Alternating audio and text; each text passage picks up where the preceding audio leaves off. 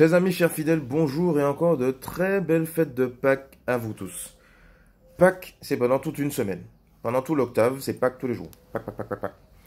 Et donc, on se laisse imprégner de cette joie de Pâques pendant toute une semaine. Et encore, soyons fous, pendant tout le temps pascal jusqu'à la Pentecôte. Et encore, soyons fous, même après le temps pascal, c'est la joie de Pâques.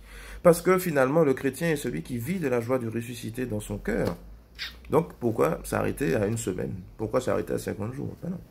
Au contraire, puisons pendant toute une semaine cette joie qui nous permettra de durer jusqu'à je ne sais quand, pour vraiment être ces figures, ces visages de ressuscité pour notre monde. Et oui, dans l'évangile qui nous concerne aujourd'hui, nous sommes dans l'évangile de Jean, chapitre 20, versets 11 à 18, avec Marie-Madeleine, qui va au tombeau et qui pleure.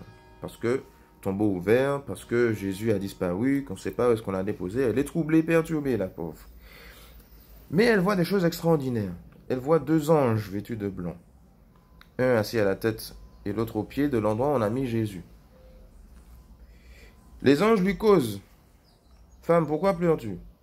On a enlevé mon Seigneur, je ne sais pas où on l'a déposé. » Elle se retourne, sort du tombeau. Elle voit Jésus, mais ne reconnaît pas Jésus. Jésus lui dit « Femme, pourquoi pleures-tu? Qui cherches-tu » Et elle l'a pris pour le jardinier, parce qu'elle n'a pas reconnu. Si c'est toi qui l'as emporté, dis-moi où tu l'as déposé et j'irai le prendre. Et alors Jésus l'appelle par son prénom. Marie! Et s'étant retournée, elle répond Rabouni, c'est-à-dire maître. Donc elle reconnaît la voix de son maître, mais plus profondément encore, elle a été saisie intérieurement par lui. Et le déclic vient de là en réalité. Pour nous, comme pour Marie-Madeleine, c'est pas forcément évident de se laisser imprégner, de s'approprier, le mystère de la résurrection.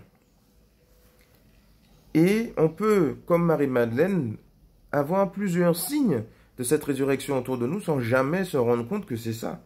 Marie-Madeleine a vu le tombeau ouvert. Certainement comme Saint Jean, le linge à l'endroit où était Jésus. Les anges lui ont parlé. Jésus ressuscité, elle l'a vu sans voir que c'était lui. Pour nous, ça peut être pareil. On peut être chrétien et passer à côté de plein de signes que Jésus nous donne pour nous dire qu'il est là, qu'il est vraiment ressuscité et qu'il fait partie de notre vie.